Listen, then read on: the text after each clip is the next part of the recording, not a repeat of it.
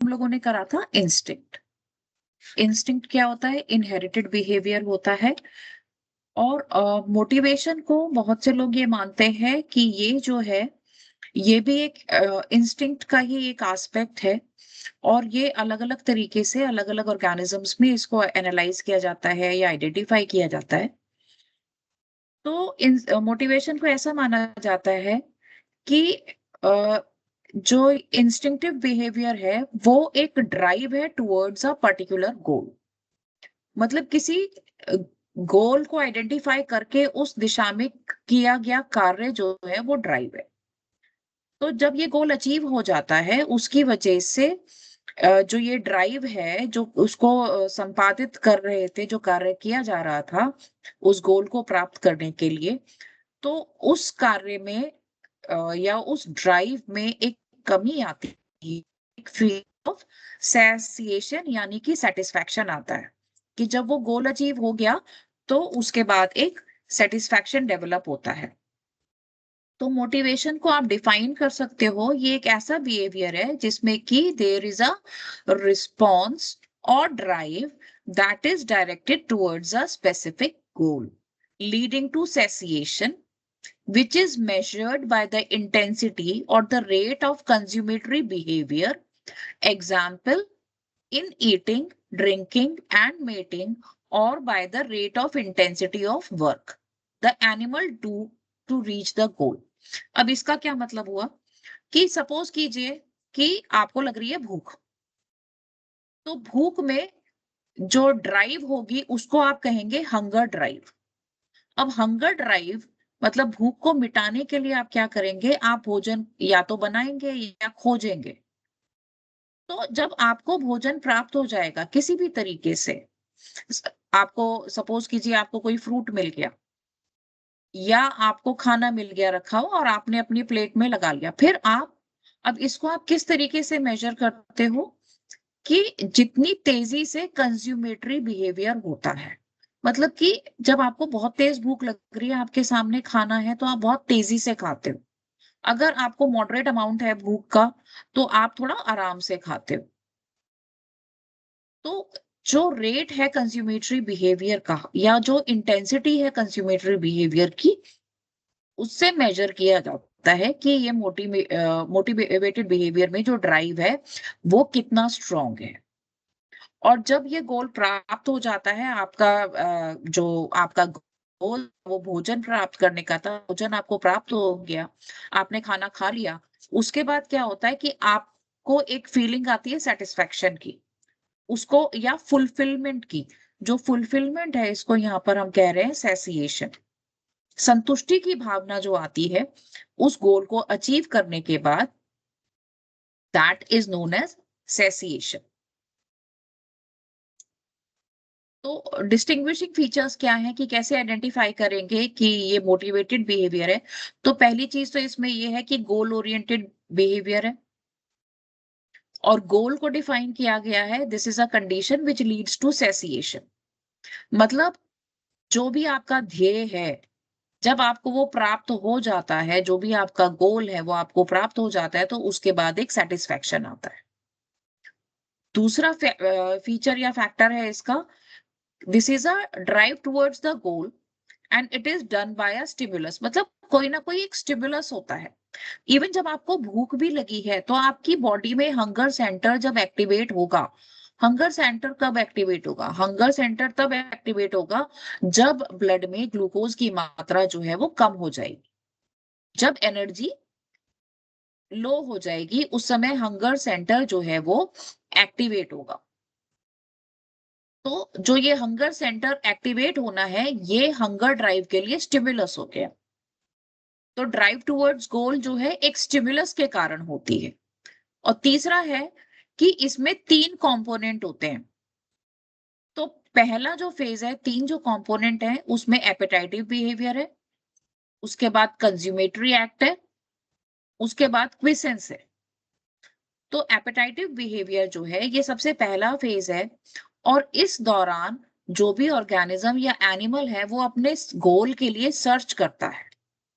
और ये जो सर्चिंग फॉर गोल है, ये हालांकि इंस्टिंक्टिव बिहेवियर है, लेकिन इसमें एक्सपीरियंस के साथ साथ इसमें तब्दीलियां आती हैं, उसमें रिफाइनमेंट होता है, उसका तरीका बदल जाता है एक्सपीरियंस के साथ। जैसे कि जब कोई प्रेडेटर अपने प्रे के लिए सर्च करता है,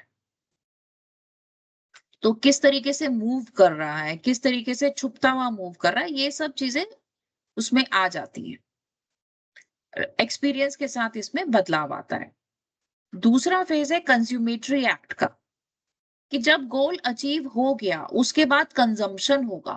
अब सारे गोल खाने पीने के नहीं होते हैं, लेकिन उसको एक कॉमन टर्म दे दिया है, कंज्यूमेटरी एक्ट। फॉर एग्जाम्पल, आपका गोल है, आपका जो ड्राइव है वो ये है कि मुझे अच्छे मार्क्स लाने हैं, ये आपका गोल है।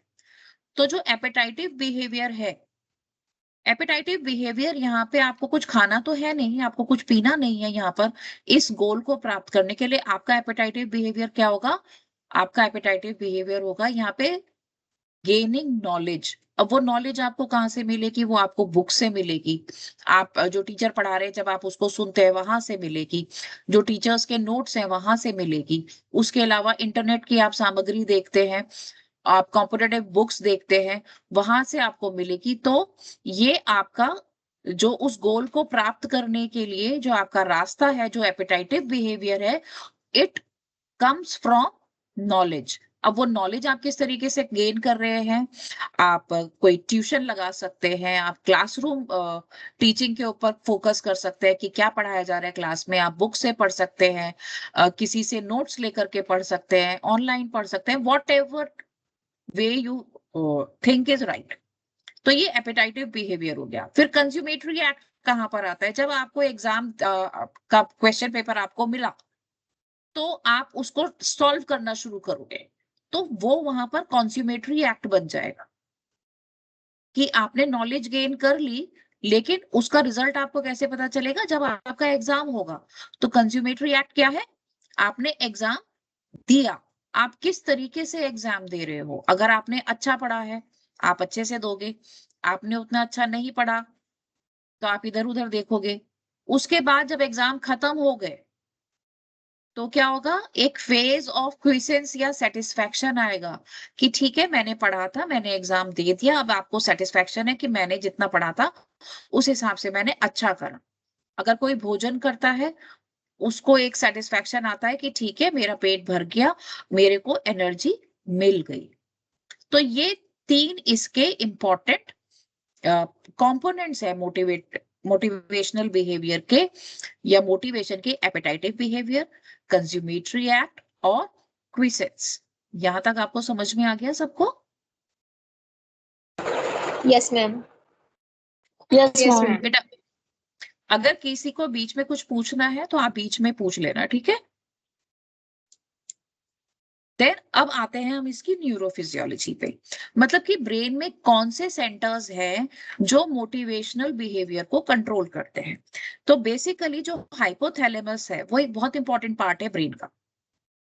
It is situated in the floor of diencephalon. तो एक्सक्यूज मी, तो हाइपोथैलेमस जो है उसको माना जाता है कि मोटिवेशन का ये कंट्रोल सेंटर है। क्यों? हाइपोथैलेमस इसलिए इंपॉर्टेंट है कि एक तरफ तो ये ब्रेन से जुड़ा हुआ है, दूसरी तरफ ये pituitary gland, hypophysis is the pituitary gland, तो दोनों के बीच में कनेक्शन बना के रखता है। तो हाइपोथैलेमस जो है, हालांकि बहुत छोटा सा हिस्सा होता है ब्रेन का, लेकिन ये बहुत सेंसिटिव हिस्सा है, और इसमें स्पेसिफिक एरिया है जो अलग अलग एक्टिविटी को कंट्रोल करते हैं। और साथ ही जो एरियाज है, ये सेंसिटिव होते हैं कि बॉडी में आपके कोई भी जरा सा भी चेंज आ रहा है, आपके ब्लड शुगर में कोई माइन्यूट चेंज आ रहा है तो उसको एकदम से सेंस करेगा, या बॉडी फ्लूइड्स में कोई तब्दीली आ रही है उसको सेंस करेगा, या सॉल्ट बैलेंस अगर बिगड़ रहा है उसको एकदम से सेंस करेगा। तो ये हाइपोथैलेमस जो है ये बहुत इंपॉर्टेंट पार्ट है ब्रेन का। तो हाइपोथैलेमस में जो लेटरल हाइपोथैलेमस होता है, ये कंट्रोल करता है ड्रिंकिंग बिहेवियर को। और ये क्यों कंट्रोल करता है ड्रिंकिंग बिहेवियर को? क्योंकि ये सेंसिटिव होता है किसके लिए? जो कॉन्सेंट्रेशन ऑफ सॉल्ट्स है सर्कुलेटिंग बॉडी फ्लूइड में। सर्कुलेटिंग बॉडी फ्लूइड्स क्या क्या है? एक तो ब्लड है और दूसरा है लिम्फ। तो इसमें जो सॉल्ट की कॉन्सेंट्रेशन है उसके प्रति ये सेंसिटिव होता है। तो इस वजह से ये ड्रिंकिंग को कंट्रोल करता है। सॉल्ट्स का कॉन्सेंट्रेशन ज्यादा हो रहा है तो क्या होगा? ये इनटेक ऑफ फ्लूइड्स को प्रमोट करेगा कि पानी पीजिए, प्यास लग रही है। एक वो वाली फीलिंग आती है कि प्यास लग रही है, पानी पीना है। और अगर डाइल्यूट हो रहे हैं बॉडी फ्लूइड्स तो क्या होगा? ये पानी पीना रोकेगा और उसके अलावा किडनी से रीएब्जॉर्प्शन को भी कम करेगा कि पानी कम रीएब्जॉर्ब हो और यूरिनेशन को प्रमोट करेगा। तो दो सर्किट्स में काम करता है ये। एक तो neuro hypophysis. Neuro hypophysis is the posterior lobe of pituitary. वहां से एडीएच यानी कि एंटीरियर डायूरेटिक हार्मोन जो है वो सिक्रीट होता है, जिसकी वजह से वाटर रीएब्जॉर्प्शन जो है किडनीज में बढ़ जाता है। तो उससे क्या होगा कि बॉडी में वाटर रिटेंशन होगा, और ये तब होगा जब सॉल्ट्स की कंसंट्रेशन जो है बढ़ रही है।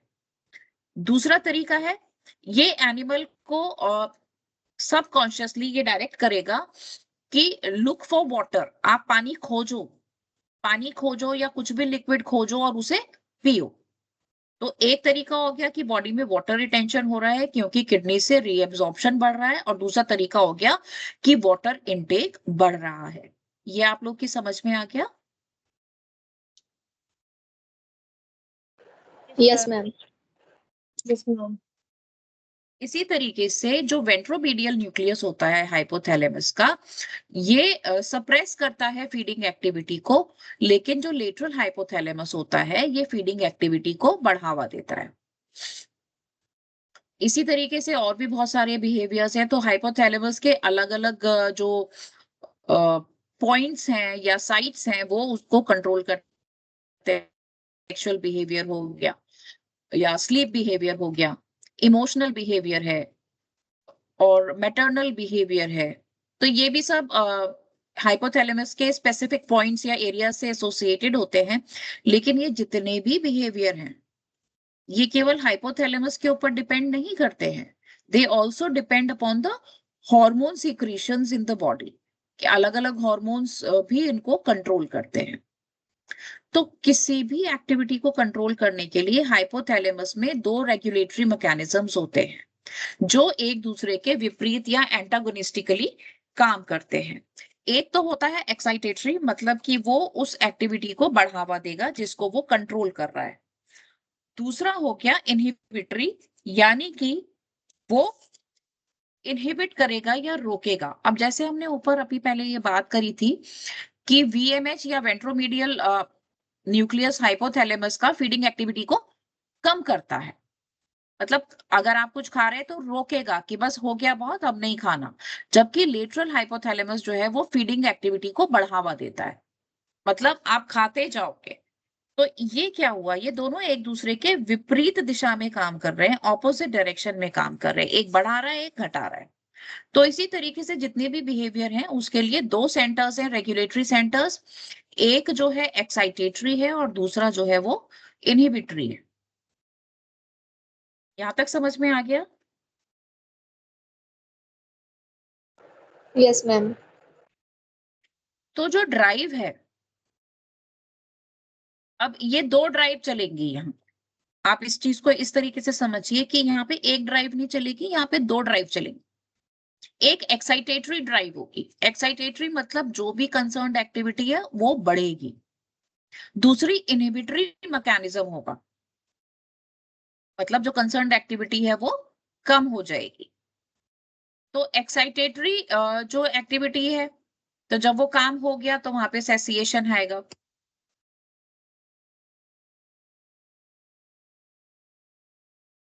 अब ये एक्साइटेशन एंड इनहिबिशन, ये दोनों मैकेनिज्म केवल ऐसा नहीं है कि केवल बॉडी का जो इंटरनल होम्योस्टैसिस है या इंटरनल मिलियू है केवल वही इसको डिफाइन करते हैं, ऐसा नहीं है।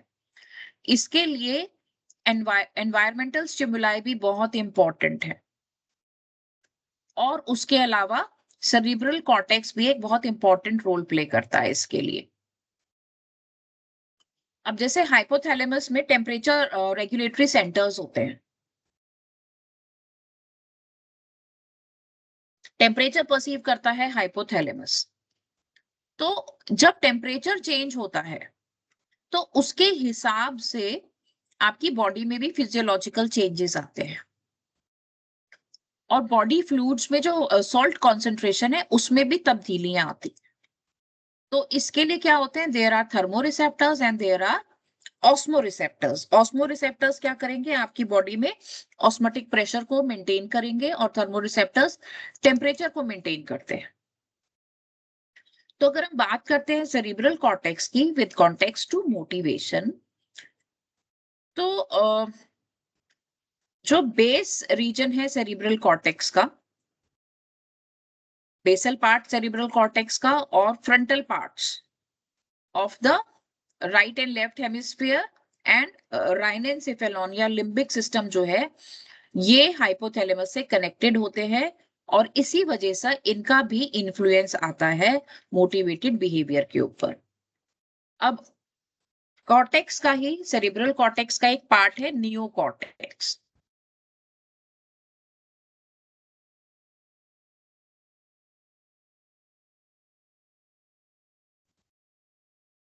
पार्ट है neocortex, it is associated with the arousal of aggression. मतलब अगर नियोकॉर्टेक्स में कोई पर्टिकुलर पॉइंट स्टिमुलेट होगा तो उस समय एनिमल जो है वो अग्रेसिव हो जाए। लेकिन जब हम बात करते हैं, हम एक कंप्लीट पार्ट की बात करते हैं कि हाइपोथैलेमस का वेंट्रोमीडियल हाइपोथैलेमस या लेटरल हाइपोथैलेमस या कॉर्टेक्स में नियोकॉर्टेक्स, हम इसलिए ऐसा इसलिए करते हैं कि कोई एक पर्टिकुलर सेल या कोई एक पर्टिकुलर लोकस को पिन पॉइंट करना थोड़ा बहुत मुश्किल हो जाता है किसी भी स्पेसिफिक बिहेवियर के लिए। तो इस वजह से एक हम आसपास के जुड़े हुए पूरे एरिया को ले लेते हैं, इस वजह से हम उसको पार्ट्स में बोलते हैं कि कॉर्टेक्स का या हाइपोथैलेमस का ये वाला पार्ट इस वाली एक्टिविटी को कंट्रोल करता है। तो इस कंट्रोल सेंटर में बहुत सारे नर्व सेल्स होते हैं, कोई एक पर्टिकुलर नर्व सेल ऐसा नहीं है जो केवल अकेला काम करेगा, उसके साथ एसोसिएटेड काफी सारे नर्व सेल्स हैं जो यहाँ पर पार्टिसिपेट करते हैं। क्योंकि ब्रेन का स्ट्रक्चरल यूनिट क्या है बच्चों, बताओ कोई।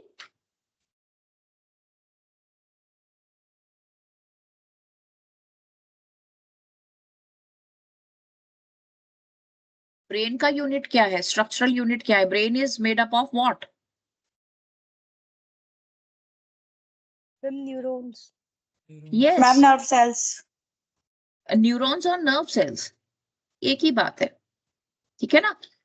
तो कोई सिंगल न्यूरॉन अकेला काम नहीं करता है, यहाँ पे एक बहुत ग्रुप ऑफ न्यूरॉन्स है जो कि एक साथ मिल करके काम करता है किसी भी एक्टिविटी को कंट्रोल करने के लिए। तो अब हम आते हैं थ्योरीज ऑफ मोटिवेशन। अब मोटिवेशन को समझने के लिए हम दो थ्योरीज का इस्तेमाल करते हैं। तो जो अप्रोच है यहाँ पर मोटिवेशन को समझने के लिए, तो कि साइंटिस्ट ने क्या करा, दो अप्रोचेस अपनाई। एक अप्रोच तो ये थी कि उन्होंने ब्रेन के अलग अलग पार्ट में अलग अलग न्यूरॉन्स को उन्होंने स्टिमुलेट किया विद इलेक्ट्रिकल डिस्चार्ज, वो लगा करके, इलेक्ट्रोड्स लगा करके पर्टिकुलर हिस्से की नर्व्स को एक्साइट किया, और उसके बाद जो बिहेवियर आया तो उन्होंने नोट कर लिया कि भाई ये वाला सेंटर अगर हम यहाँ पे इलेक्ट्रिकल इंपल्स देते हैं तो ये एक्टिविटी होती है, एक्साइट होती है या इनहिबिट होती है। दूसरा अप्रोच क्या है, उन्होंने एनिमल को दिए जाने वाले जो स्टिमुलाई हैं या इनपुट है उसके अंदर ऑल्टरेशन किया। उन्होंने फॉर एग्जांपल उन्होंने एनिमल को भूखा रखा, फूड डेप्रिवेशन हुआ, और उसके बाद उसका इफेक्ट देखा उन्होंने उसके बिहेवियर में। उसको उन्होंने मतलब एक अप्रोच थी कि न्यूरॉन को एक्साइट किया और उसका इफेक्ट देखा कि एनिमल पे क्या आता है। दूसरी अप्रोच थी कि उन्होंने एनिमल को कोई स्टिमुलस दिया और फिर उसके बाद देखा कि कौन से न्यूरॉन्स इससे इफेक्ट हो रहे हैं। तो ये 2 अप्रोचेस ली गई। तो जो इसमें दूसरी वाली अप्रोच है कि एनिमल को कोई स्टिमुलस देके फिर उसका इफेक्ट देखा कि कौन से न्यूरॉन्स यहाँ पर एक्साइट हो रहे हैं। वो वाली अप्रोच जो है मोटिवेशन को स्टडी करने के लिए ज्यादा यूज की गई है। तो अब यहाँ पे जो थ्योरी है, एक तो लॉरेंस की थ्योरी है जिसमें साइको हाइड्रोलिक मैकेनिज्म है, और दूसरी टिम्बर्जन की थ्योरी है। तो जो साइको हाइड्रोलिक मॉडल है, या इसको वाटर क्लोजेट भी बोल रहे हैं। वाटर क्लोजेट क्यों बोल रहे हैं? आपको यहाँ पे क्या दिख रहा है? ये पानी की टंकी, पानी की टंकी दिख रही है ये? Yes, ma'am. तो Yes, ma'am. पानी इज वाटर, टंकी इज क्लोजेट, तो इसलिए इसको बोला लॉरेंस वाटर क्लोजेट। तो उन्होंने कहा कि किसी भी मोटिवेशन एक्टिविटी के लिए, या जो एक एक्शन स्पेसिफिक एनर्जी की जरूरत है, और ये एनर्जी जो है, ये इसमें जो बीच में गैप होता है ना, एक मोटिवेशनल बिहेवियर से दूसरे मोटिवेशनल बिहेवियर में, तो भरती रहती है। और जब ये भर जाती है सफिशिएंट रूप से, तब इससे आउटपुट आता है। ठीक, मोटिवेशन होगा, ड्राइव होगा। जब ड्राइव होगा, जब स्टिमुलस आया, ड्राइव हुआ, उसके बाद फिर कंज्यूमेटरी रिस्पॉन्स आएगा। ठीक, तो जब ये एनर्जी एक्यूमुलेट होती रहती है, तो जब बार बार आप कोई स्टिमुलस दे रहे हैं, तो छोटे से स्टिमुलस से भी आपको रिस्पॉन्स मिल जाएगा। लेकिन अगर बार बार अगर एनर्जी एक्सेस में है, तो छोटे से स्टिमुलस से रिस्पॉन्स मिल जाएगा। लेकिन अगर आप बार बार स्टिमुलेट कर रहे हैं, तो फिर उस दशा में फैटीग भी डेवलप हो सकता है। तो इस वजह से कुछ रिलेशनशिप एंडोजिनस फैक्टर्स के बीच में इस तरीके से होता है कि जब एक्शन स्पेसिफिक एनर्जी बन जाती है, उसके बाद ही स्टिमुलस दिया जाता है बॉडी को, और वो पर्टिकुलर बिहेवियर आता है। इस वजह से जो रिदम्स आप बाद में पढ़ेंगे, उनका रोल यहाँ पर आ जाता है कि निश्चित समय पर खाना है, निश्चित समय पर सोना है। हर एक्टिविटी के लिए नेचर ने एक समय जो है वो निश्चित कर दिया है, जिससे कि कोई भी ऑर्गेनिज्म जो है वो ओवर एग्जॉस्ट ना हो। सारी एक्टिविटीज एक साथ नहीं होती हैं, कुछ during the course of day अलग अलग समय पर होती हैं, कुछ एज में अलग अलग टाइम पीरियड में होती हैं। तो हर एक्टिविटी के लिए समय जो है वो निश्चित होता है। Next is the Tinbergen's hierarchical model. इन्होंने कहा कि मोटिवेशन जो है ना, ये इंस्टिंक्ट है, ड्राइव नहीं है। और इन्होंने ये बोला कि ब्रेन में बहुत सारे सेंटर जो है ना, ये हायरार्की में अरेंज्ड होते हैं। और जब कोई स्पेसिफिक रिलीजर होता है, रिलीजर यहाँ पे स्टिमुलस है, तो एनर्जी जो है फ्लो डाउन होती है, ऊपर से नीचे की तरफ एनर्जी जो है वो बह के आती है, और लास्ट उसका जो होता है वो होती है मसल्स। टारगेट जो होता है एनर्जी का, वो मसल्स होती है। तो अगर किसी पर्टिकुलर सेंटर में रिलीजर नहीं है, तो क्या होगा कि वहां से एनर्जी स्पार्क ओवर होकर के उससे निचले सेंटर पे चली जाएगी। तो इसकी वजह से क्या होता है, इसकी वजह से डिस्प्लेसमेंट एक्टिविटीज होती हैं एनिमल्स में। अब डिस्प्लेसमेंट एक्टिविटीज हम पढ़ेंगे जब हम कॉन्फ्लिक्ट बिहेवियर पढ़ेंगे। ठीक है, तो जब एनर्जी ज्यादा है, तो डिस्प्लेसमेंट एक्टिविटी होती है। ठीक है, और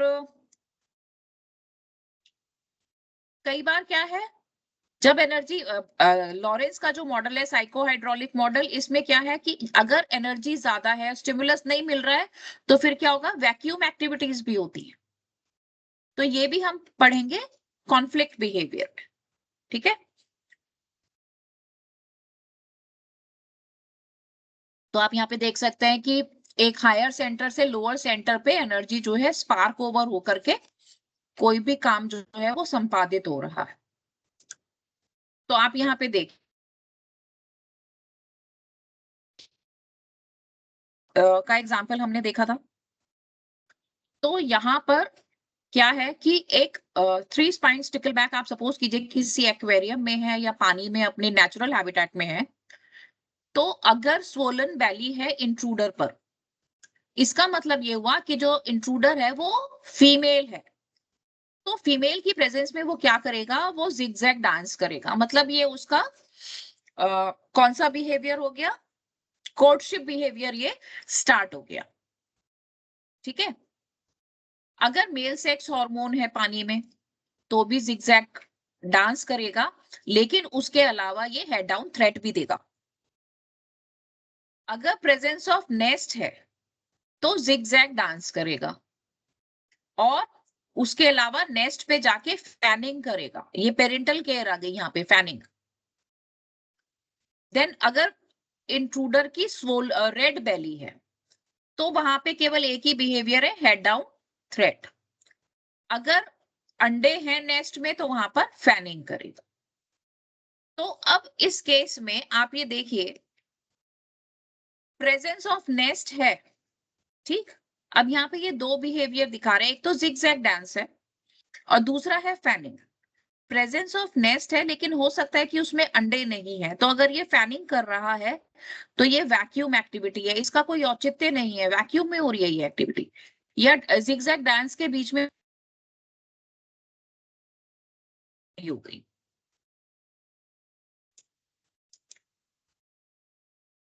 ठीक है, ये समझ में आ गया आप लोग की?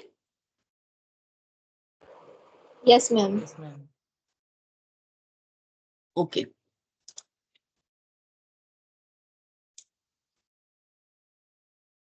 तो जो टिनबर्जन की थ्योरी है उसके हिसाब से जो मोटिवेटेड बिहेवियर है, इंस्टिंक्ट जो है उसके हिसाब से मोटिवेटेड बिहेवियर को एक्सप्लेन करना ज्यादा आसान है ड्राइव के मुकाबले।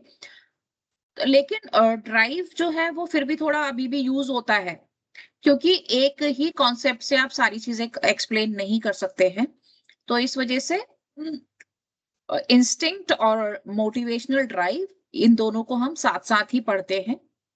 तो अडेप्टिव सिग्निफिकेंस क्या है ड्राइव की, कि ये जो है पर्पसिव बिहेवियर है, मतलब जो भी रिस्पॉन्स आ रहा है उसका कोई ना कोई पर्पस है। और एनिमल जो है किसी पर्टिकुलर स्टिमुलाई को यूटिलाइज करते हैं, उसके लिए अपने आप को अराउज करते हैं, मतलब अपने आप को मोटिवेट करते हैं और एक डेफिनेट ऑब्जेक्टिव की तरफ मूव करते हैं जिससे कि दे फील सेटिस्फाइड। तो this is the adaptive significance of motivation. Now what are the motivational patterns? अब जब एनिमल ने एक गोल अचीव कर लिया तो ऐसा तो नहीं होगा कि एक गोल अचीव करके कोई भी एनिमल बैठ जाएगा। एक गोल अचीव कर लिया, उसके बाद वो दूसरे गोल की तलाश करेगा। आपने सुबह नाश्ता कर लिया, फिर आप तुरंत ही पूछते हो मम्मी दोपहर के खाने में क्या बनेगा। अभी आपको सुबह का खाना डाइजेस्ट नहीं हुआ और आप दोपहर के खाने का पूछ रहे हो, है ना। तो इसी तरीके से एक गोल अचीव हो गया, एक एग्जाम आपने पास कर लिया, उसके बाद आप दूसरे सेमेस्टर की तैयारी में लग जाते हो। ठीक है, तो एक गोल अचीव करा, उसके बाद एक नया गोल बन गया। फर्स्ट सेमेस्टर के एग्जाम हो गए, अब सेकंड सेमेस्टर के एग्जाम आने वाले हैं। तो एक के बाद एक गोल्स बनते रहते हैं, ड्राइव जेनरेट होती रहती है और एनिमल उनको अचीव करने के लिए काम करता रहता है। और कई बार क्या होता है कि एक साथ बहुत सारे मोटिव्स आ जाते हैं, तो उसमें क्या होता है कि जो सबसे स्ट्रांग होता है एनिमल जो है उसको प्राप्त करने की कोशिश करता है। जैसे कि अब आप ये देखिए कि कोई हंग्री एनिमल है या मैन है, ठीक, उसको खाना भी मिल गया बट वो उसको नहीं खा रहा है। क्यों नहीं खा रहा है? मान लीजिए कोई हंग्री एनिमल है, उसको कुछ मिला खाने को लेकिन वो नहीं खा रहा है। उसको क्यों नहीं खा रहा है? हो सकता है वो खाना खराब हो, उसमें से उसको गंदी स्मेल आ रही हो। आदमी या कोई मैन या ह्यूमन बीइंग क्यों नहीं खा रहा? हो सकता है कि उसके रिलीजियस बिलीव्स उस पर्टिकुलर चीज को खाने के लिए मना करते हो। आज मंगलवार है, आज तो मैं प्याज नहीं खाऊंगा, इसमें तो प्याज पड़ी है तो आज तो मैं ये खाना नहीं खा सकता, या इसमें तो अंडा पड़ा है, या इसमें तो नॉन वेजिटेरियन है, तो मंगल को, बृहस्पति को, शनिवार को तो मैं नॉन वेजिटेरियन नहीं खाता। तो इस वजह से उसको भूख लगी है लेकिन फिर भी वो नहीं खाएगा। तो कौन सा मोटिव यहाँ पे स्ट्रांग हो गया? जो उसका रिलीजियस बिलीफ है वो स्ट्रांग हो गया। तो मोटिव्स की दो कैटेगरीज हैं, एक तो इन्नेट है या बायोलॉजिकल ड्राइव है, दूसरी है साइकोलॉजिकल मोटिव। जो बायोलॉजिकल ड्राइव्स हैं वो तो बॉडी के अंदर जो इंटरनल नीड्स होती हैं, जो बेसिक रिक्वायरमेंट्स होती हैं बॉडी की, उसकी वजह से होती हैं। और ये जो है इनको सेटिस्फाई करने के लिए लर्निंग इस्तेमाल होती है, और जो भी कल्चरल पैटर्न है, जो भी सोशल नेटवर्क है या सोशल स्ट्रक्चर है उस पर्टिकुलर एनिमल का, उसके हिसाब से बायोलॉजिकल नीड्स जो है वो डिफाइन होती हैं और अचीव होती हैं। लेकिन जो साइकोलॉजिकल मोटिव्स है ये एक्वायर्ड नेचर की है। इनका किसी भी ऑर्गेनिज्म की बायोलॉजी से कोई लेना देना नहीं है। जो ये उसका सोशल फ्रेमवर्क है, जो को एग्जिस्टिंग बिहेवियर है, सोशल बिहेवियर है, उसमें ये एक्वायर्ड नेचर का हो जाता है और ये एक्सपीरियंस से आता है। और इसमें बहुत सारे कल्चरल फैक्टर्स जो है वो इन्वॉल्व होते हैं। फॉर एग्जाम्पल, अभी जो मैंने आपको खाने से संबंधित आपको बोला, तो उसमें आपके कल्चरल फैक्टर्स और सोशल फैक्टर्स इन्वॉल्व है। लेकिन अगर हम सोशल एनिमल्स की बात करें, तो सोशल एनिमल्स में आप ये देखिए कि जब स्कैर्सिटी ऑफ फूड होती है तो सबसे पहले क्या होता है, बी हाइव में से ड्रोन्स को बाहर खदेड़ा जाता है। क्यों? क्योंकि वो काम तो कुछ करते नहीं है, तो उनके ऊपर अपना वो रिसोर्सेज को क्यों वेस्ट करें, हनी बीज अपने रिसोर्सेज को क्यों वेस्ट करें। अच्छा, अगर आप मंकीज की बात करते हैं सोशल बिहेवियर में, तो there is an alpha male. तो जो अल्फा मेल है उसको सबसे पहले उसको खाना मिलेगा, सबसे पहले सबसे अच्छी उसको फीमेल मिलेगी। उसके हर्ड के सारे मंकीज जो हैं, उसके ग्रुप के जितने भी मंकीज हैं, वो सब उसकी बात मानेंगे। तो ये सब चीजें एक्सपीरियंस से आती, ठीक है, क्योंकि जो अल्फा मेल है वो स्ट्रॉन्गेस्ट मेल है अपने ग्रुप का। तो साइकोलॉजिकल मोटिव्स जो है वो एक्वायर्ड नेचर के होते हैं और एक्सपीरियंस से आते हैं एनिमल के पास। और जो बायोलॉजिकल ड्राइव्स हैं ये एनिमल को मोटिवेट करते हैं किस दिशा में, जिससे कि वो डिजायर्ड चेंज लेकर आए, जिससे उसकी बॉडी का इंटरनल एनवायरनमेंट चेंज हो। अगर उसकी बॉडी में सॉल्ट कंसंट्रेशन ज्यादा हो रही है तो उसका बिहेवियर होगा कि किस तरीके से मैं पानी खोजूं, या कोई रसीला फल खाऊं जिससे कि मेरी बॉडी में फ्लूइड ज्यादा हो जाए। तो क्या होगा, फ्लूइड, अगर मान लीजिए बंदर को पानी नहीं मिला तो वो क्या करेगा, उसको तरबूज दिखाई दिया वो तरबूज खा लेगा। तरबूज खा के क्या होगा, उसकी बॉडी में पानी की मात्रा बढ़ जाएगी, पानी मिल गया तो वो पानी पी लेगा। ठीक है ना? तो ये सब चीजें बॉडी के अंदर इस तरीके के चेंजेस लाते हैं जो उनके मेटाबॉलिज्म के लिए जरूरी हैं। तो बायोलॉजिकल ड्राइव जो है वो इन्नेट हैं, इनबॉर्न हैं, और इनहेरिट होती है एक जनरेशन से दूसरी जनरेशन में। लेकिन इनके लिए जो रिस्पॉन्सेज जनरेट होते हैं वो चेंज हो सकते हैं, वो मॉडिफाई हो जाते हैं, क्योंकि अपने एक्सपीरियंस से एनिमल सीख रहा है नए तरीके। एक छोटे बंदर को प्यास लगी, जो बच्चा है वो पानी के लिए देखेगा, लेकिन उसकी माँ अगर उसके साथ में है तो वो हो सकता है उसको कुछ और ऑफर करे कि ठीक है तुम ये खा लो, इससे भी तुमको प्यास कम लगेगी। तो ये सारी चीजें एक्सपीरियंस से चेंज होती है, जो भी बिहेवियर है इननेट वो एक्सपीरियंस से चेंज होता है। तो अब अलग अलग प्रकार की बायोलॉजिकल ड्राइव्स हैं, जैसे कि थर्स्ट ड्राइव है। अब थर्स्ट ड्राइव जो है मैंने आपको अब थर्स्ट ड्राइव में आपको कैसे पता चलेगा कि आपको प्यास लग रही है? आपको लगेगा कि मेरी जीभ सूख रही है, आपका गला सूख रहा है ना? तो वो एकदम ड्राई ड्राई सा लगता है, ऐसा लगता है कि टंग के ऊपर कांटे कांटे से खड़े हो रहे हैं। तो वो क्या होता है, कि जो नर्व एंडिंग्स है माउथ में, थ्रोट में, वो एक सेंसेशन ला रही है जो आपको कॉन्शियस कर रहा है कि हाँ अब आपको प्यास लगी है। तो ये जो है हाइपोथैलेमस कंट्रोल करता है इसको। ठीक। दूसरी तरफ अगर बॉडी में सॉल्ट कंसंट्रेशन जो है कम हो गई तो क्या होगा, यूरिनेशन होगा, क्योंकि जो एक्सेस वाटर है वो पानी बॉडी के बाहर निकालना है, तो उसके लिए किडनीज को क्या होगा, पिट्यूटरी ग्लैंड जो है वो कहेगा कि ठीक है वाटर रिटेन करना है, तो एडीएच का सीक्रेशन जो है वो कम कर देगा। लेकिन अगर सॉल्ट कॉन्सेंट्रेशन जो है बढ़ रहा है तो एडीएच का सीक्रेशन बढ़ जाएगा, जिसकी वजह से किडनीज जो है वाटर रिटेंशन करेंगी, वाटर रीएब्सॉर्ब करेंगी। यहां तक समझ में आ गया आप लोग की? Yes ma'am. Yes ma'am. ठीक। अब आते हैं हम हंगर ड्राइव पे। तो हंगर ड्राइव में क्या है, अलग अलग सेंटर्स को देखा गया है, इसको सबसे ज्यादा स्टडी किया गया है। तो इसमें हाइपरफैगिया हम करते हैं जब ओवर ईटिंग होती है। ठीक है। तो जो वीएमएच है, अगर इसको डिस्ट्रक्ट कर दिया जाए, वेंट्रोमीडियल हाइपोथैलेमस को अगर किसी तरीके से पंचर कर दिया जाए, डिस्ट्रक्ट कर दिया जाए बायलेटरली, तो हाइपरफैगिया होगा। हाइपरफैगिया क्यों होगा? क्योंकि जो सैटिटी सेंटर्स है वो डिस्ट्रक्ट कर दिए आपने। ठीक है।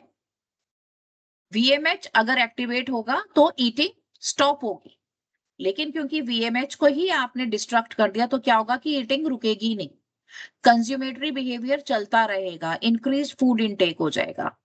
दूसरी तरफ अगर लेटरल हाइपोथैलेमस का डिस्ट्रक्शन होता है तो क्या होगा, there will be aphagia. Aphagia is जब कोई खाना ही ना खाए, बिल्कुल भी ना खाए, तो आपने क्या करा, यहां पर आपने उस सेंटर को डिस्ट्रक्ट कर दिया जो कि आप कह रहा है कि आपको खाना खाना है। तो जब लेटरल हाइपोथैलेमिक न्यूक्लिया को डिस्ट्रक्ट किया जाता है तो एफेजिया होता है, जिससे कि लॉन्ग लास्टिंग एनोरेक्सिया होता है। जब बहुत ज्यादा तेजी से वेट लॉस होता है, साइज 0 फिगर आती है।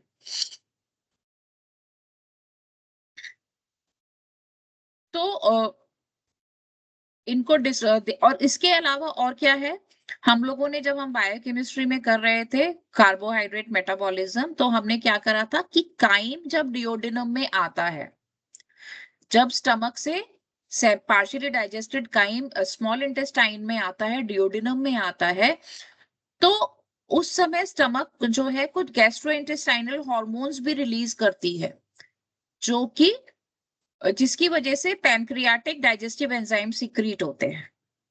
इनमें से एक है कॉलिसिस्टोकाइनिन। तो जब कॉलिसिस्टोकाइनिन रिलीज होता है तो उस समय क्या होता है, उससे आगे से खाना आना बंद हो जाता है, और वो एक सेंटर जो हाइपोथैलेमस है वहां पे एक ये मैसेज भेजता है वेंट्रोमीडियल हाइपोथैलेमस को एक्टिवेट करके, कहता है कि अब फूड इनटेक बंद कर दो, अब पेट भर गया है। वहां पे अब गॉल ब्लैडर भी कॉन्ट्रैक्ट होने लगता है और पैनक्रियाटिक सीक्रीशंस भी आने लग जाती है इंटेस्टाइन।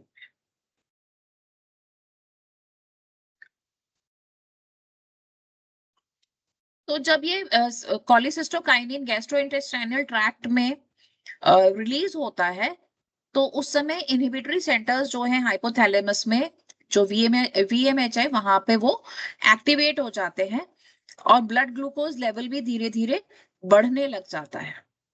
तो इसकी वजह से जो सैटिटी सेंटर्स हैं बेसल हाइपोथैलेमस रीजन में, वो एक्टिवेट हो जाते हैं और फीडिंग जो है वो रुक जाती है या फॉर द टाइम बीइंग बंद हो जाती है।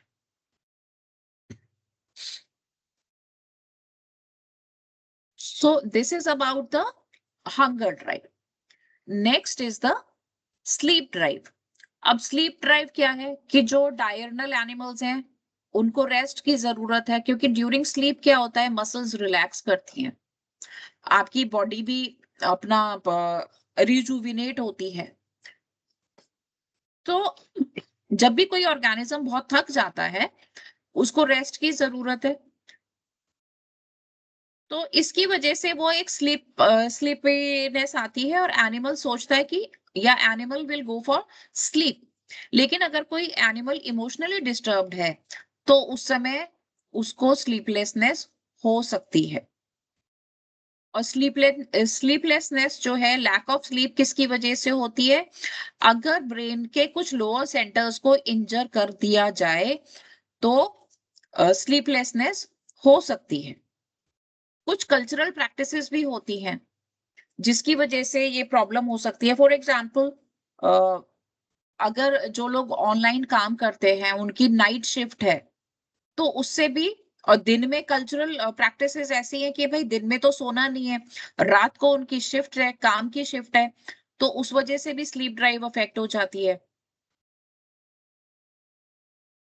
कुछ बोलिवियन इंडियन ट्राइब्स हैं, वो अडेप्टेड हैं to sleep for a shorter length of period. ये कुछ एक्सेप्शनल केसेस हैं कि इनके जो स्लीप आवर्स हैं वो नॉर्मल से कुछ कम है। नहीं तो normally 7 to 8 hours of sleep is required by healthy adult human being. But ये बोलिवियन इंडियन ट्राइब्स है जिनमें स्लीप आवर्स जो है वो नॉर्मल से कम है। तो यहाँ पे बहुत सारी कल्चरल प्रैक्टिसेस है वो भी इम्पैक्ट करती हैं। Then there are heat and cold drives. Heat and cold drives, क्योंकि हाइपोथैलेमस में थर्मो रिसेप्टर्स भी होते हैं, तो सर्दी में क्या होगा?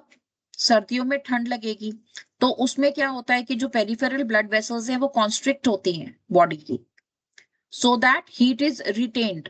इरेक्टर पाइलाई मसल्स जो है वो कॉन्ट्रैक्ट करती हैं जिससे कि जो हेयर है, बॉडी हेयर है, इट विल स्टैंड अप, और वो जो एयर है उसको वहां पे ट्रैप करेगा तो टेम्परेचर धीरे धीरे राइज होगा। इसके अलावा और क्या होता है?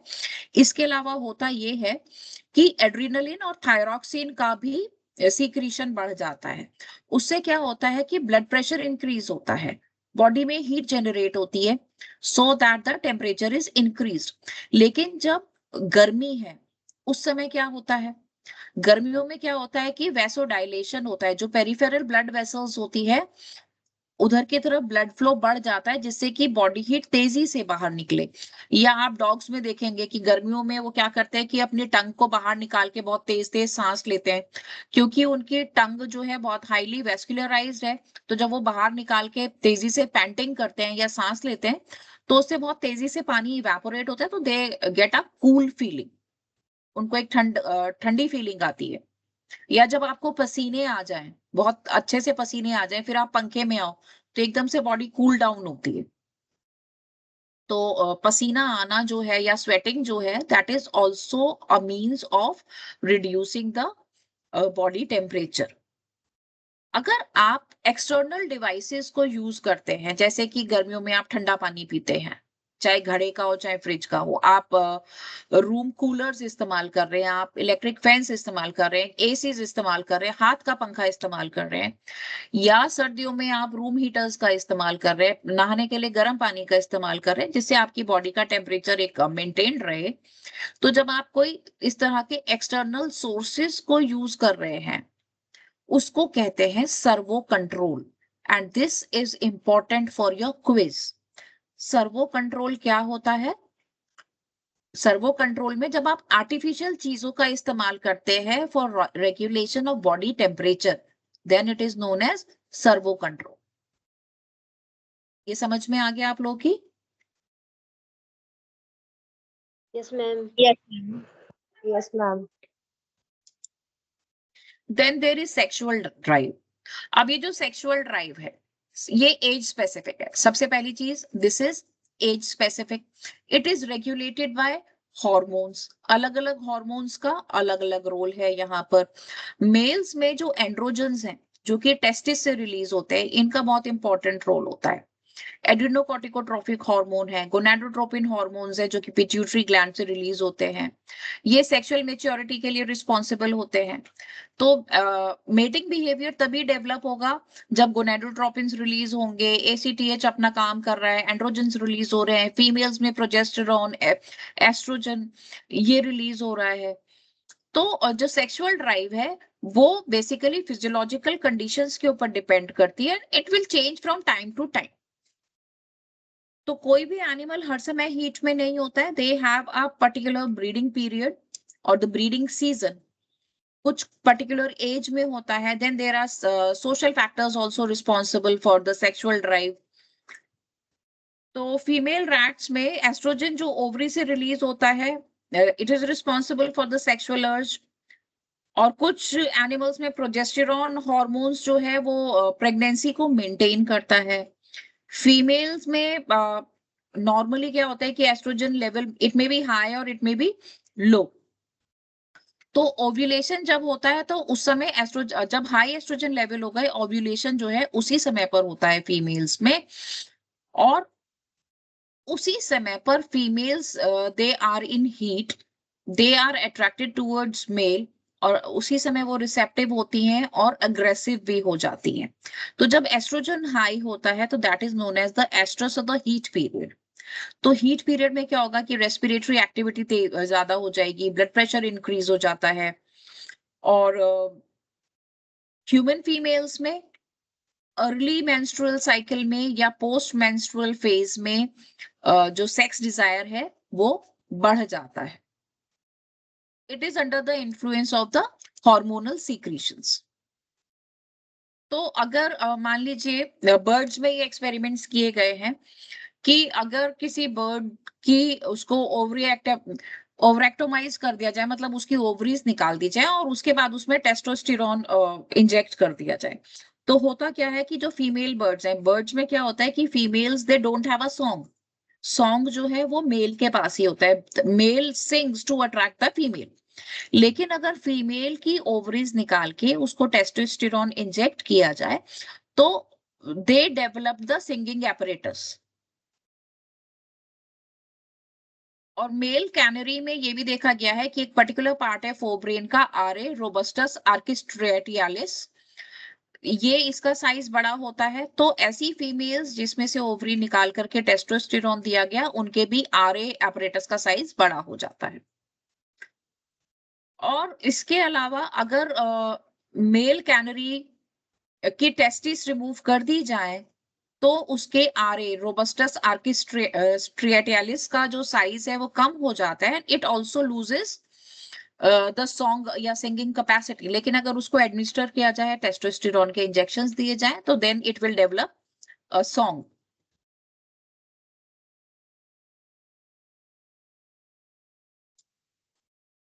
Next is the air hunger. Air hunger is the requirement of oxygen. आपको लगता है कि जब आप एक क्राउडेड रूम में हैं, हम कहते हैं कि सफोकेशन फील हो रहा है। सफोकेशन क्यों फील हो रहा है कि जब ज्यादा लोग हैं किसी कमरे में तो क्या होगा कि कार्बन डाइऑक्साइड एक्यूमुलेट हो रही है, ऑक्सीजन धीरे धीरे मीथेन से रिप्लेस हो रही है।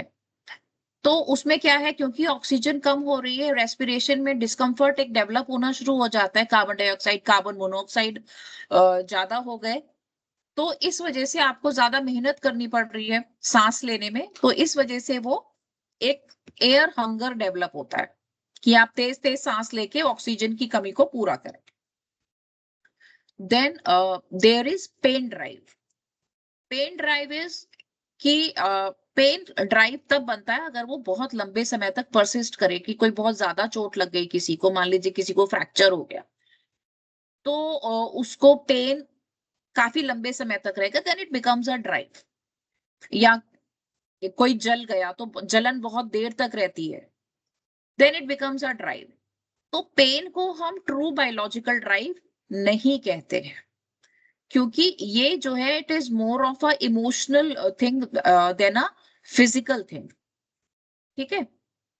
और ये भी देखा गया है कि जो मेंटली रिटार्डेड लोग हैं उनको जो उनके जो पेन स्टिमुलाई हैं वो कम डेवलप्ड है in comparison to the normal individuals. Next is the psychological motives. अब साइकोलॉजिकल मोटिव्स जो हैं ये ह्यूमन सोसाइटी में या ह्यूमन सोशल सेटअप में ज्यादा होते हैं। हमारे जो बायोलॉजिकल रिक्वायरमेंट्स हैं बॉडी की वो एक तरफ है, और साइकोलॉजिकल मोटिव्स जो हैं दे अराइज और they come from the societal pressure. अब सोसाइटल प्रेशर क्या है? सोसाइटल प्रेशर है कि आपके रिलीजियस बिलीव्स क्या हैं, आपके पॉलिटिकल व्यूज क्या हैं, आपका फैमिली का स्टेटस क्या है सोसाइटी में। अगर आपकी फैमिली में सभी लोग डॉक्टर्स हैं तो ये आपसे माना जाएगा कि भाई ये भी बच्चा भी डॉक्टर ही बनेगा, या सारे इंजीनियर्स हैं तो कि अरे भाई ये बच्चा तो इंजीनियरिंग में ही जाएगा, लॉयर्स हैं तो आपका मन है या नहीं है। एक वो साइकोलॉजिकल प्रेशर आ जाता है कि नहीं भाई सारे लॉयर्स हैं तो इसे भी लॉयर बनना है। तो या एक आपको एक सोशल स्टैंडर्ड अपना मेंटेन करना है। तो ये सब क्या हो जाते हैं, ये साइकोलॉजिकल मोटिव्स हो जाते हैं। तो साइकोलॉजिकल मोटिव्स जो हैं वो टाइम टू टाइम चेंज होते हैं, उसमें मैनिपुलेशंस होते हैं एज में एडवांसमेंट के साथ, आपके एक्सपीरियंस के साथ में। तो जब कोई छोटा बच्चा है उसका साइकोलॉजिकल मोटिव क्या है कि मैं अच्छे से चलूं, मेरे को चॉकलेट मिल जाए खाने के लिए। जब वो थोड़ा और बड़ा होगा तो उसको दूसरे उसके कि मेरे को बाहर जाना है खेलने, मेरे को साइकिल चलाने जाना है। और थोड़ा बड़ा होगा तो उसका मोटिव होगा कि मेरे को टू व्हीलर मिल जाए। तो इस तरीके से साइकोलॉजिकल मोटिव्स एज के साथ, आपकी सोसाइटी के साथ ये चेंज होते हैं। So that's it for today. We have finished the this thing